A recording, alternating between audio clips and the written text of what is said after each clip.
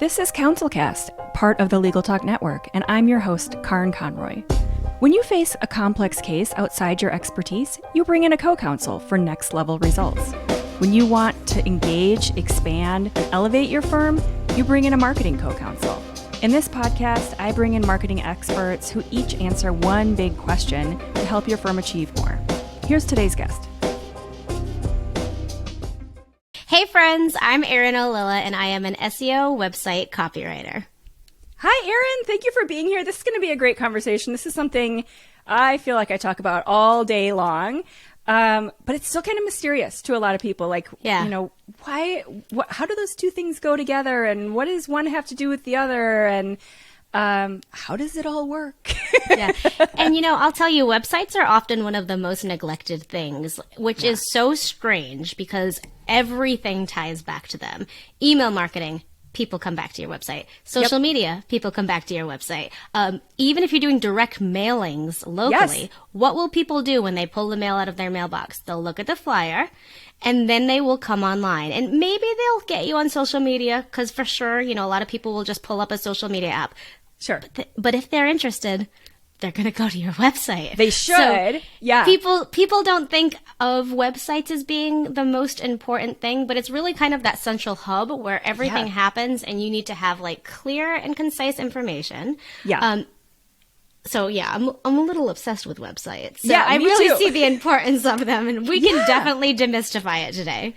Well, I want to get back to the social media part of that, because I've heard this argument about people thinking that they can just have that social media platform experience and you know, they should be able to control the conversation there, which, I mean, I feel like we're probably on the same page with this. But before we do that, let's go back to the whole idea of websites. And the big question that we're going to talk about and answer today is what makes for the most successful website copy for law firms. So it's kind of a longer title, but it hits all the buttons.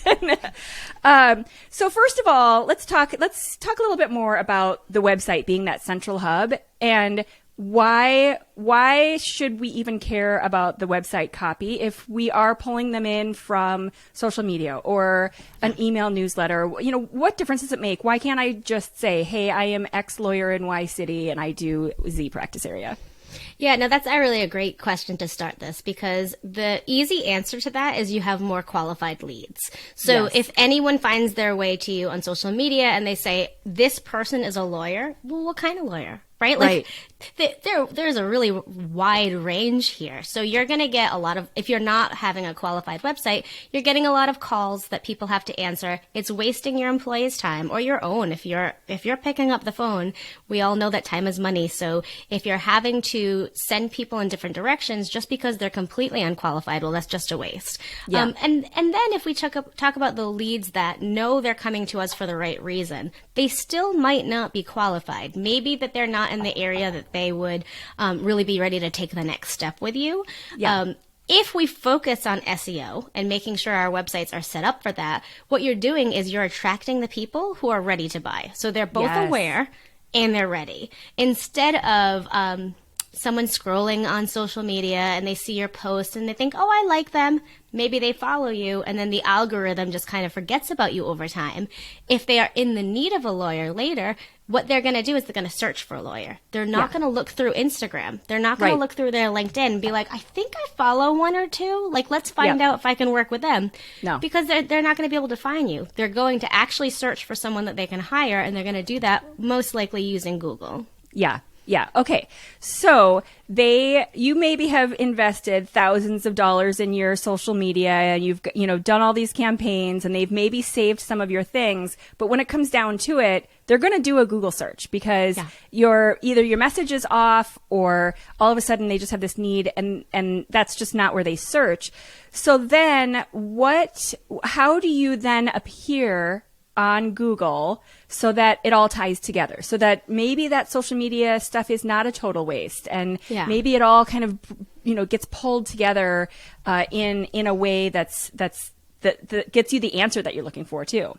Yeah, that's a great question. A quick backward thing before I jump in, because it's all going to make sense in a second. Okay. But I love that you said, you spend thousands of dollars really perfecting your social media, because social media is not cheap, and it shouldn't be. There's a lot of strategy. There's a lot of analyzation. So I'm not suggesting that we hire cheaper people for our social media. But what we're doing is we're investing money where we don't own any of those leads. Yeah. So Facebook, Instagram, TikTok, any of those companies, they own your followers. They can shut down your account at any time, and for not needing to give you any notice, and not having to reinstate your massive amounts of followers.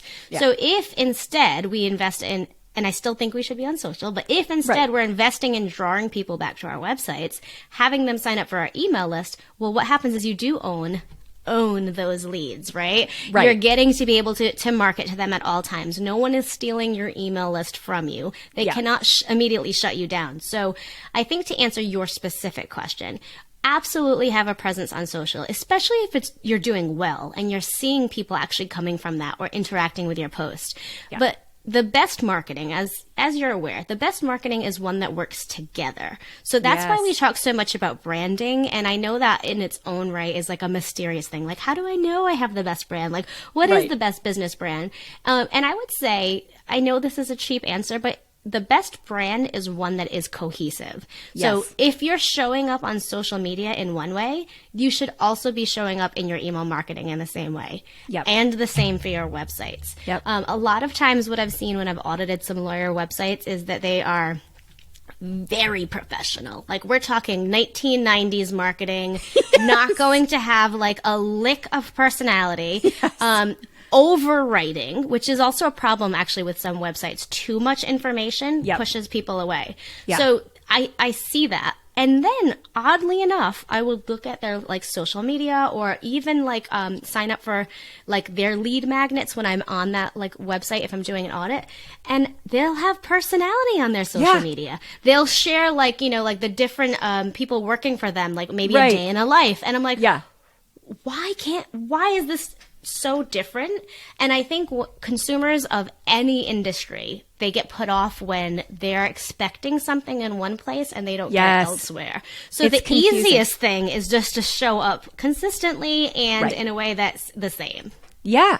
And it's confusing. And what ends up happening is it breeds mistrust, because it's like, well, who are you? And is somebody else putting together, which is probably what's happening. They have some outside person doing their newsletter or their social media.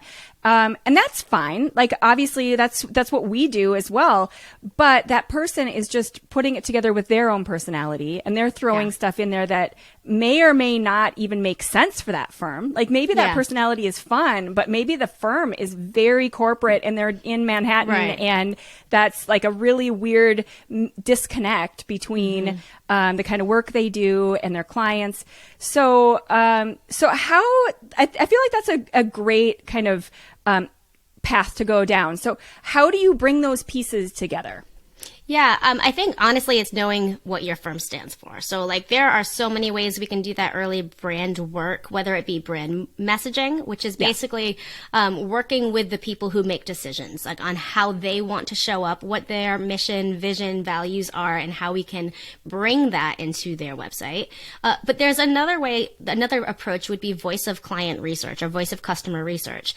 And that is definitely not something I see very often in this industry, but it's really relevant, because what voice of client research or customer research is hearing your client's own words on either why they chose you or what they're looking for. And what that does is it informs a few things. It informs messaging in the sense that it tells us how they speak. So we can write the words in a way that they hear it, that they absorb it. There is a big lawyer speak compared to average human speak is very different. Like, the scales are off there. So that's why a lot of people are, I think, afraid to work with lawyers, the jargon. And if we're able to hear our clients, like what their pain points are, what they're struggling with, what they're confused about before working with you, then let's say we do that well on a website. Someone who comes to it is going to be like, oh, thank goodness. a get law me. firm that actually understands what the heck I need right now. We are working with a firm right now and just had a meeting where we were trying to explain, okay, first of all, your website is really outdated and bloated. And I want to come back to this in terms of SEO as well, because I feel like this is such a great conversation.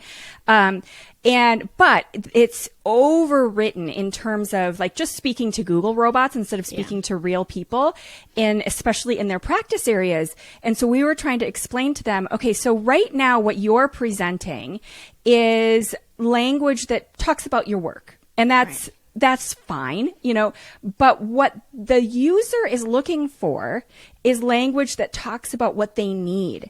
And yes, the end result is we're technically on, the big picture talking about the same thing, but the language shift in talking about what they need versus the work that you do matters. And that totally gets to them in the gut and in the places they make their decisions and how they decide that, where they get to that answer that you were just describing, where like, oh my gosh, finally they get me. They understand this is my guy. This is my person that I need to work with.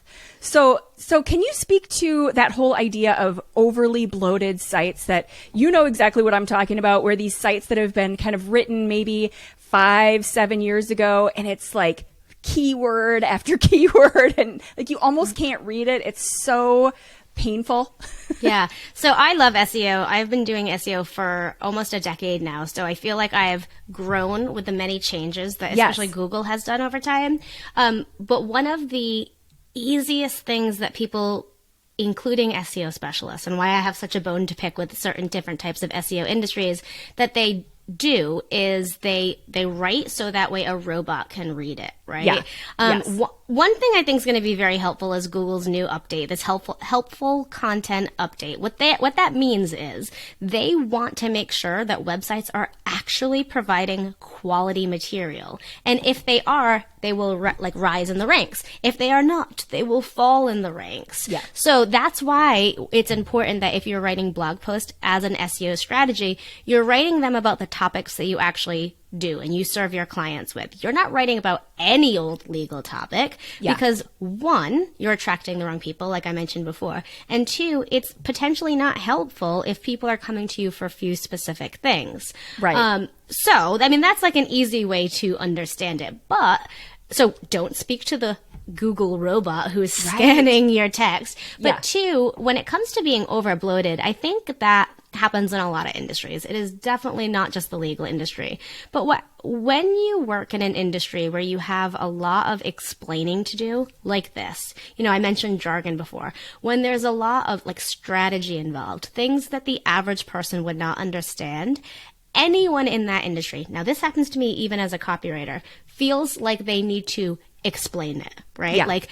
But when people are buying, and yes, leads and internet searches, they're in a buying moment, right? They're looking for someone to solve their need, even though it seems silly because they're probably just on their couch, typing in a few things while they're binging Netflix, right? But in that moment, they're making buying decisions. So what we do is we don't want to confuse them. We want to make it as easy as possible for them to make a purchasing decision.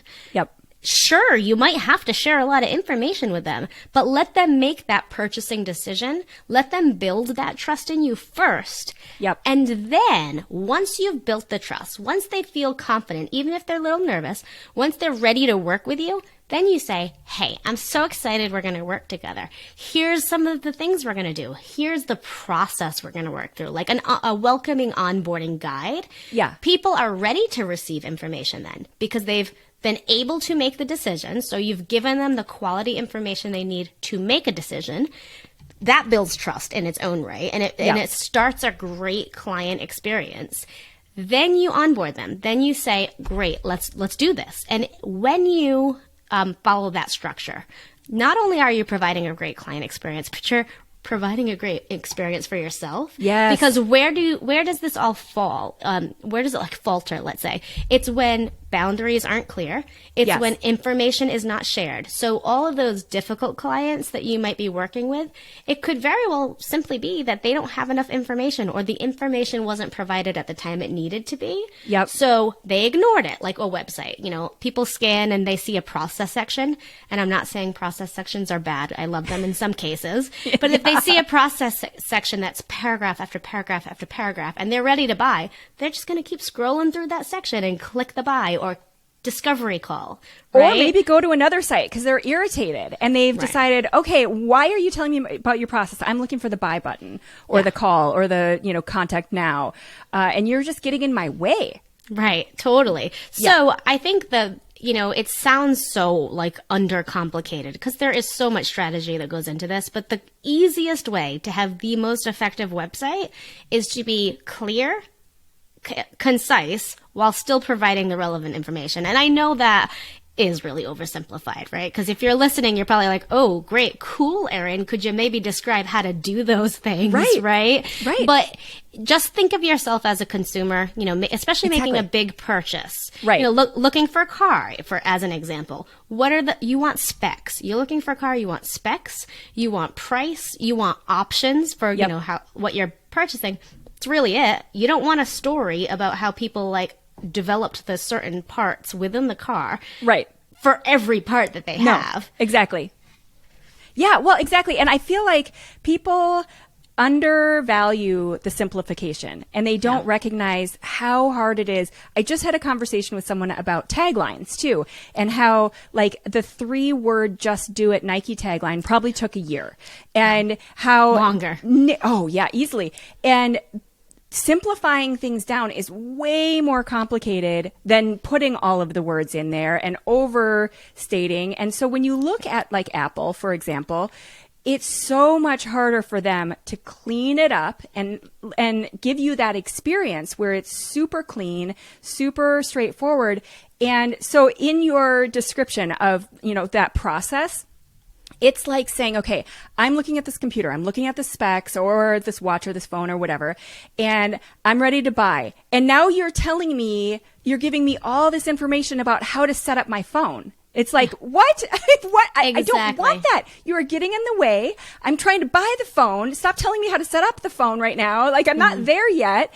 First, let me buy the phone, and then I will be ready for the setup. And how do I, install my apps or blah, blah, blah, whatever.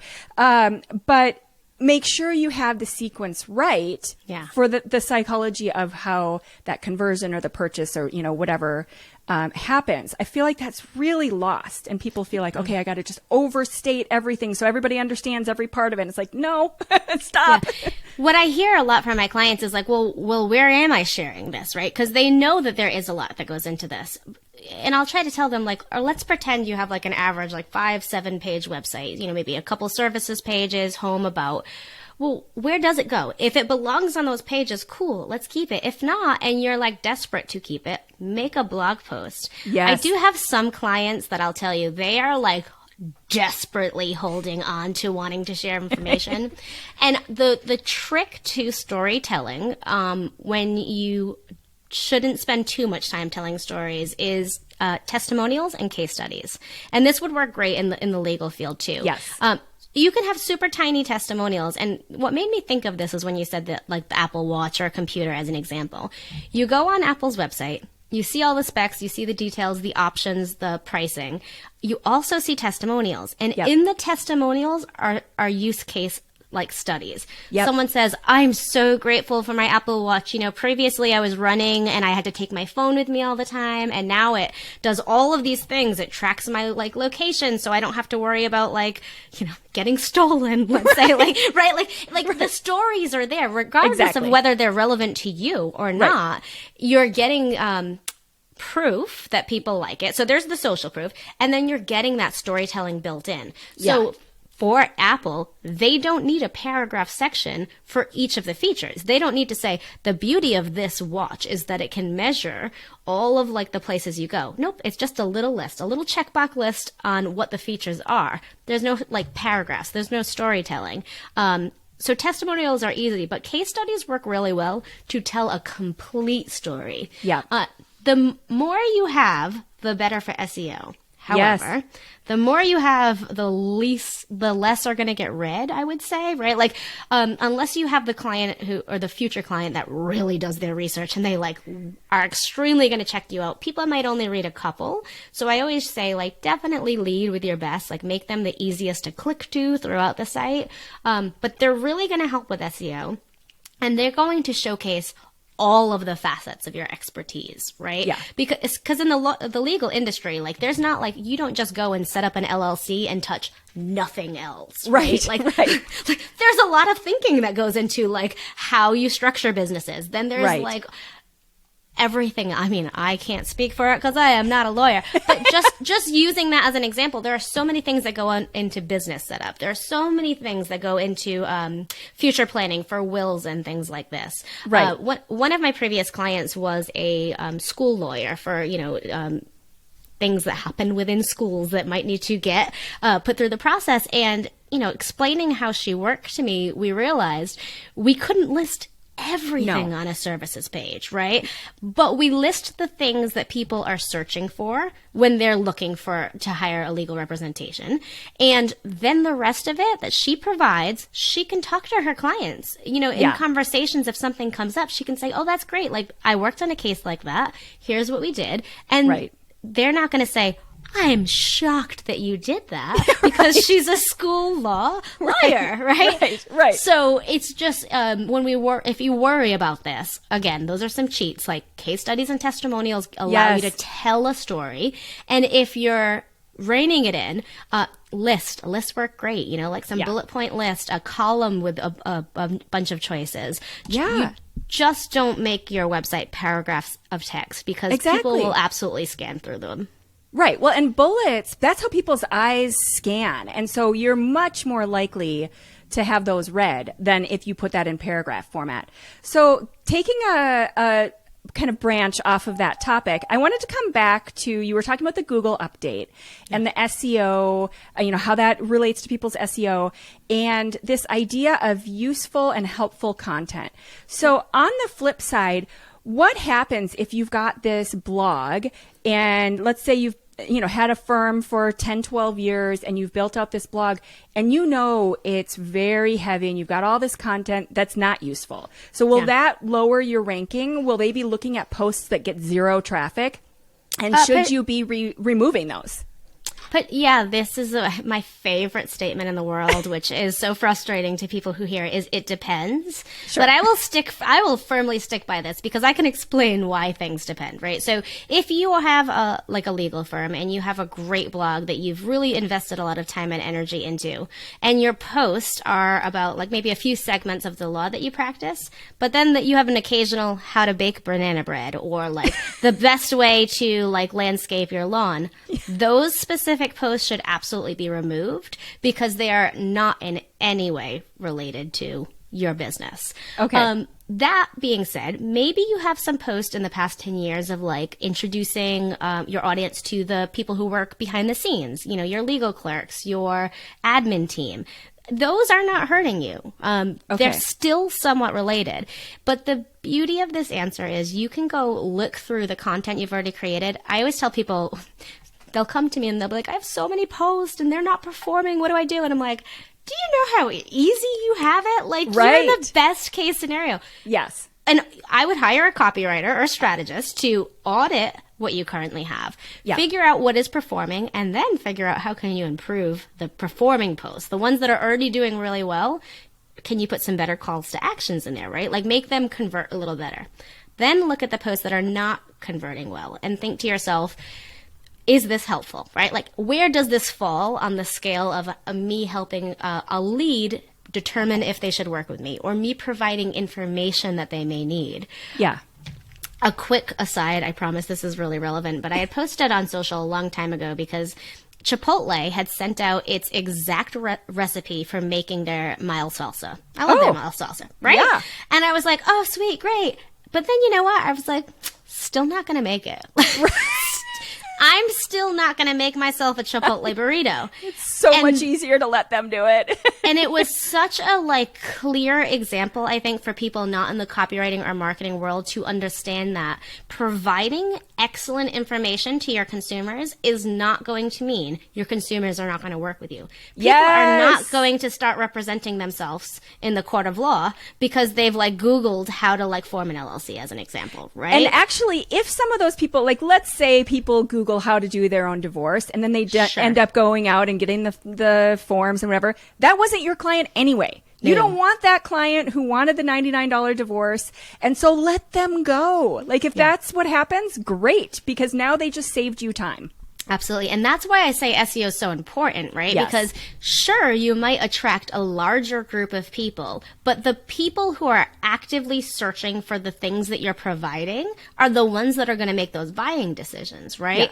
Yeah. So it's also where I would say I hesitate to give advice here because I think that's when you really need to make sure you're providing the right content. A lot of what I see, not just the legal industry, but many industries do, is they provide educational content for the DIYers. Like it's just the easiest thing to do. So it's like, how to do a $99 divorce? We've got you. Let's make this as simple as it can be for you. Yeah. But that's not your clientele. Right. And it's a real blind spot. So this isn't a judgment thought. It's a true blind spot. But I say, if you're doing the audit on your own of the content you've already created, or you're just jumping in now by creating more content or more case studies, ask yourself that question: is the person that I want to work with, are they needing this information? Like, does it actually meet their needs, or does it meet someone below them, or someone that I don't want to work with? Maybe someone who would be like needs someone else within the industry. And I think that, you know, it's a simplified thing to say, but it helps the blind spots, right? And I have them too. I catch myself doing this all the time. All the time. How to write website copy. Well, I mean, I kind of want you to hire me to do it for you. Or like, I can tell you about it. I can give you an overall review. And I guess maybe this is a great answer to your question too, because if you have posts like that and you catch yourself speaking to someone, a lot of how-to guides, you can adjust them. You don't have to get rid of all of them. You could just make like, this is how you do these things, and then finish that post, even if that means you're writing more, to say like, but here's why you might not want to do it on your own, and explain the few different reasons. Not and just this is because how we do it. Yeah, exactly. And that also shows expertise when you're saying, we have a process. Right. We've done this so many times before. Right. We do it quicker because of this. Right. We want to save you the frustration. Those are all things that help people make decisions and think to themselves, you know what, I probably don't want to make this divorce. I want to make sure I'm actually divorced at the end of the day, and not like just like confused in a legal like battle with my ex-spouse. Well, exactly. Like, so to translate that to your Chipotle recipe, I feel like Chipotle, with that recipe, they should have given you the details, gone into specific detail, and like made it a little bit uncomfortable for you. Like, we cut our tomatoes in a very specific way. And if you don't, it's going to totally ruin it. You're going to mess it up. We buy these whatever ingredients from a special place. You have to buy them from there, and gone into specific agonizing detail about this recipe, and then said, you know, this is why it's the best. This is why we do all these things. And by the way, there's a Chipotle 3 blocks down from you, and then, you know, we can go ahead and take care of that salsa for you. No, that is a great suggestion, but it actually really reminds me of what you said before when you brought up the like just do it Nike thing. We're in this online business world, whether we want to be or not. You know, like you might have been a small town lawyer before, and you're like, oh man, like, what is this website thing that I'm doing? This is frustrating. But here's where the advice goes wrong all the time is, we are not Nike. We are not Chipotle. We are not $1 billion brands. When you are a $1 billion brand, your marketing budget allows you to make so many mistakes. I have worked on so many Fortune 100 like brands before, creating content for them. And I'm not joking when I say, if a post, like let's say we're doing an SEO on like a specific topic, we're just testing it out because we really want to get it. If we put months of effort into it and it fails, do you know what happens? I don't get yelled at. I don't get like, oh gosh, Erin, you failed. Because their marketing team they're scientists, right? They treat this like hypothesis testing, and that means a lot of money is wasted to determine things. That's why I laugh when you said like just do it, and I'm like, I don't know, I think there's a lot longer than a year. Like, that's a lot of trial and error that went into that. So and meetings. Imagine like the committees and the people who the hours. And the arguments and like, oh no, maybe it's just sort of do it or just just try it. Try it out. But I say that because I really I feel it myself. I internalize this messaging that exists even though I'm in the marketing world, to think like, well, I have to do this, or why isn't this more easy? I don't have $1 billion brand. I don't have the marketing budget. And even if you are an extremely successful legal firm, you also don't have the same budget as Nike and Adidas. So I love the idea of going out there and creating the content and having the flexibility to know that it might fail. You might not get the results that you were hoping.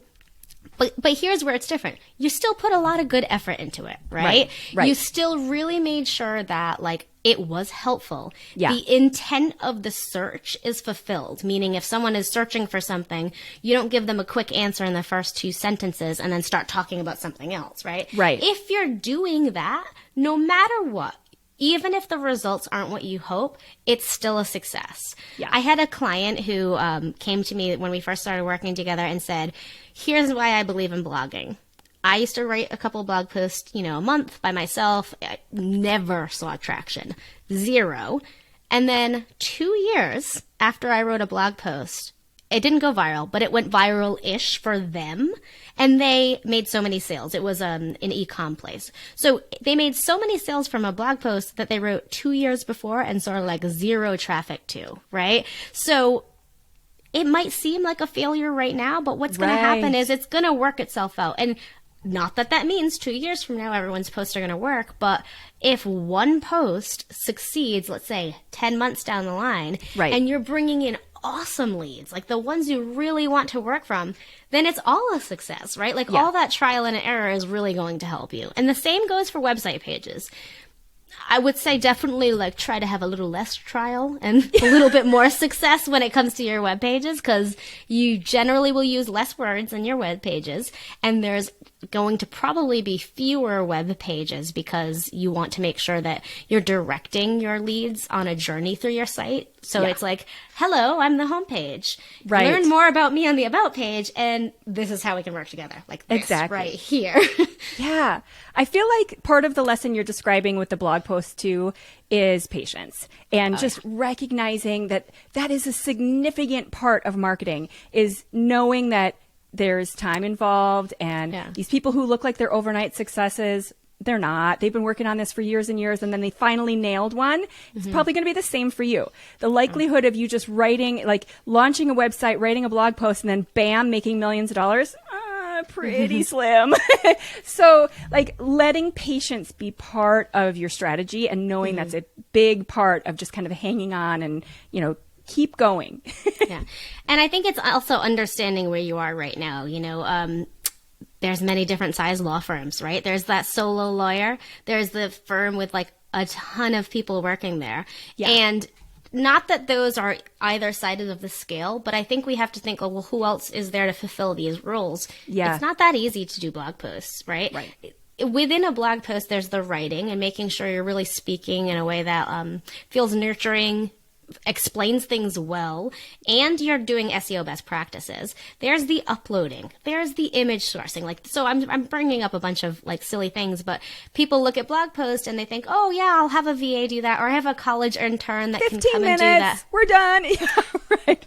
And that's fine. I mean, if it's not something you do all the time, you can't automatically know how long things take. But I like to bring that up because if you are that one person law firm and you're getting started, you have to think, how can I be consistent on this, right? Yeah. So maybe you're not writing a blog post every week. Maybe you do one a month, and then whatever you write for your blog post is tied into your once monthly newsletter. Yep.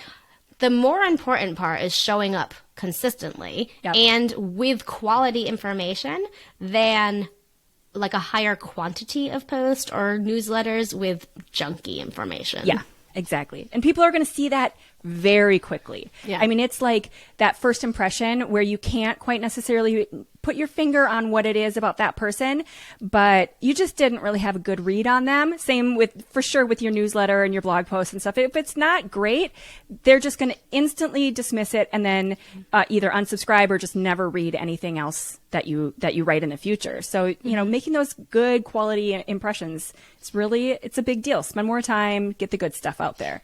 So, Erin, it is time for the book review. So, I know you have a cool one to recommend. So what is the book that you have to recommend to our audience?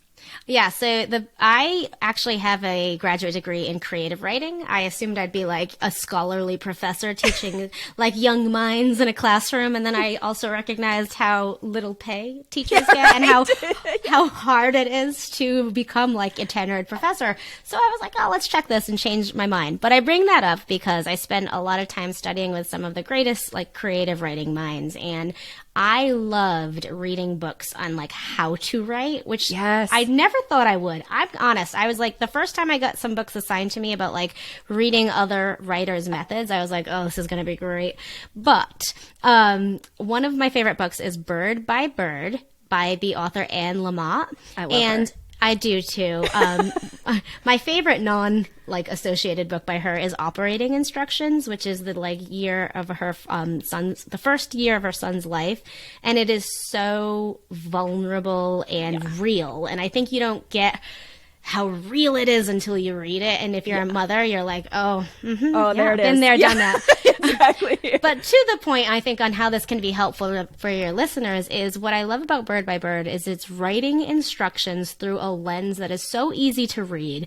And one of the best advice that I've heard on this book is to write a stinky first draft. I'm not sure if I should use a swear word right here, but it's like, write the worst draft that you could possibly write, because what holds people back is just the doing.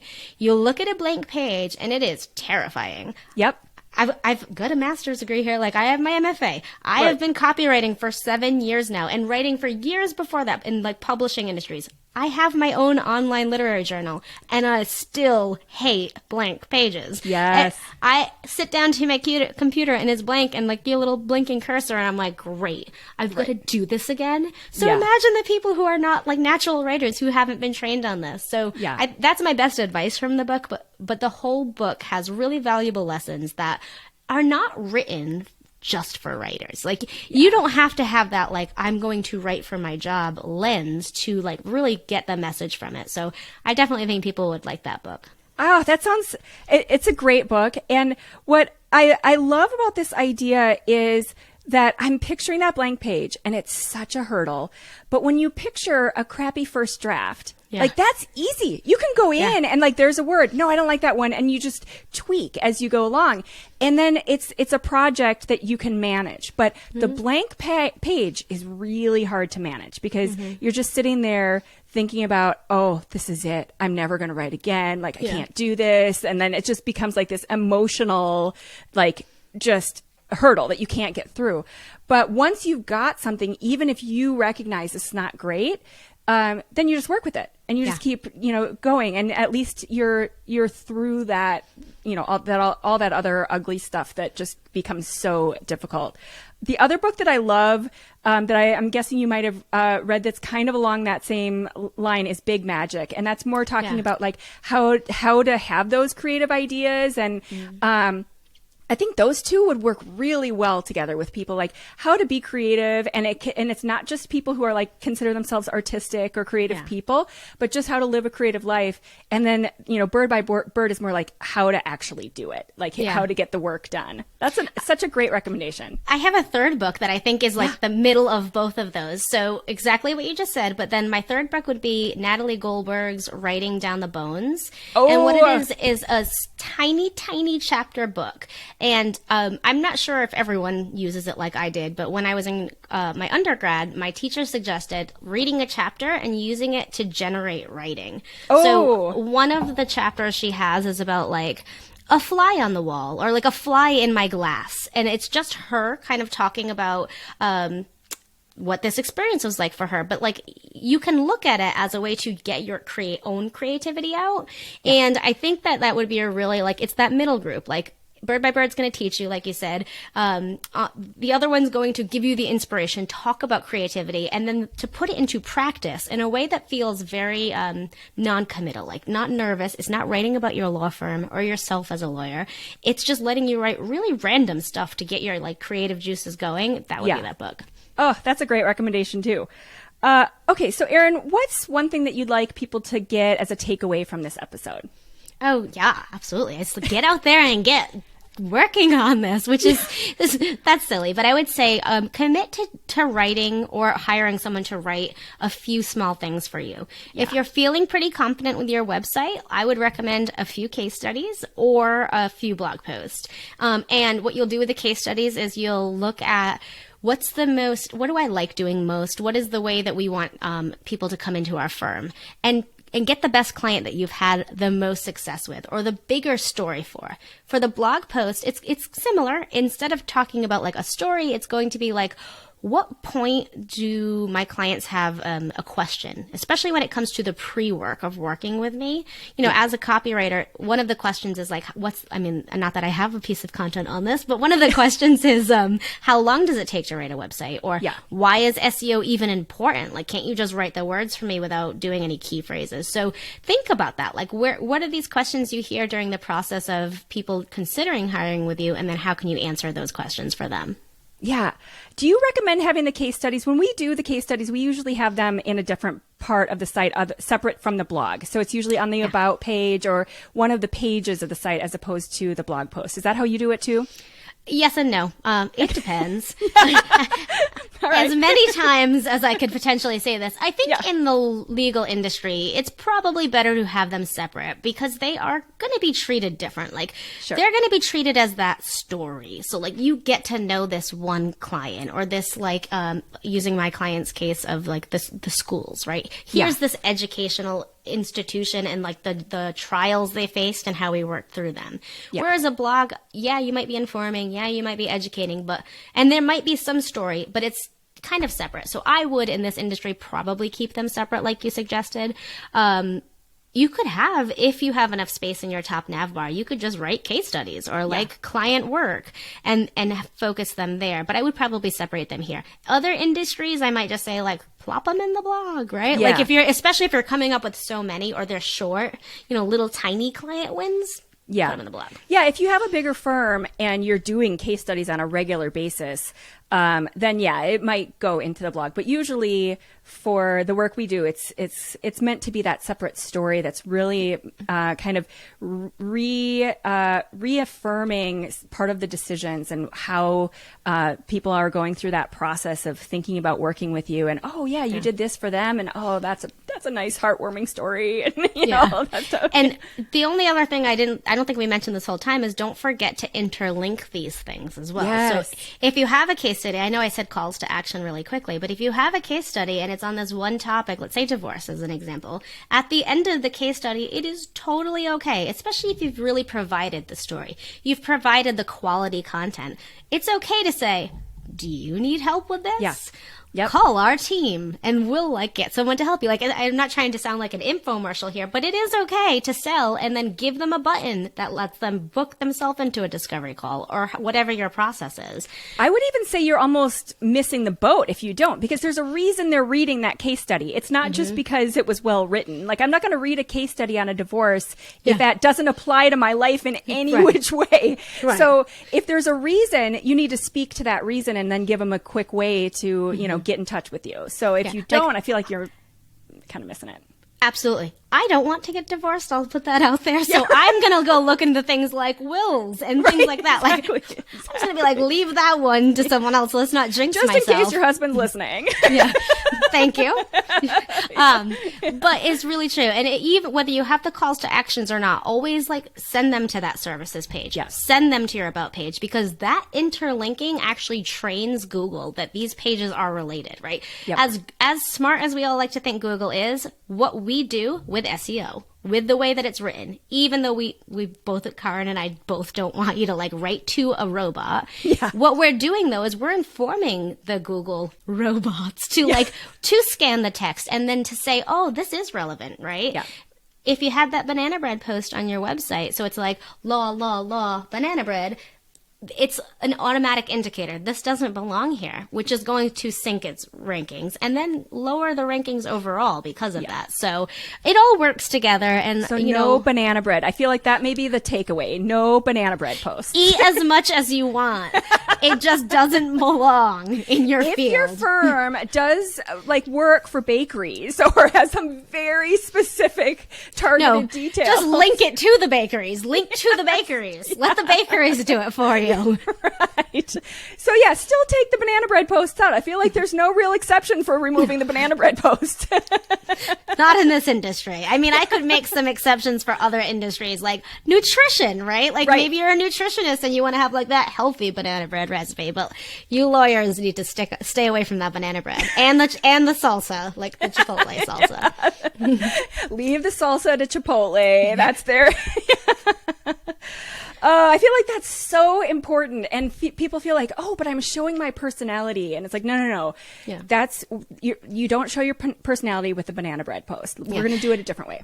And I mean, if that is the case, like if you really wanted to show personality, like maybe like you want to talk about what's your life like outside of work and bring those things in, you can. But instead of writing a banana bread post, like maybe make it like the entire post as like a day out of the office. Yeah. Because it's going to give you some behind the scenes. And then what you're doing is link out to a different recipe if you want. Like that's not going to hurt you, and you can share those little quirks if you want. Just make sure that whatever you're sharing is still helpful. Like, is this helpful? Do they get to know me better? Do they get to know my agency better? Cool. Share it. Yeah. Just don't include the whole banana bread recipe within the post. I'm going to do a search for banana bread posts on law firm websites, and I hope that they start to decline after this episode is aired, so that if you find nothing any, else. Yeah, right. That's totally fine for cold outreach at that point. Right. Yeah, I'll just send him the link to the episode. Yes. I feel like this episode was made for you. You're doing a great job. We just want to help you make it a little bit better. Exactly. Awesome. Well, Erin Ollila is a conversion copywriter, specifically works a lot with SEO and content and how to work them together. And thank you so much for being here. I feel like this was a great conversation that had so many little nuggets of quality information. And I seriously hope that the banana bread posts are go way down. We should have just like Google search for that and just watch it decline as a result of this episode. But thanks again for being here. Thank you so much for having me. I really appreciate it. Thank you for listening to this episode of the CounselCast podcast. Be sure to visit our website at counsel-cast.com for the resources mentioned on the episode and to give us your feedback. If you enjoyed this episode, I would appreciate if you could rate and review the podcast on Apple and subscribe to your favorite podcast platform. See you on the next one.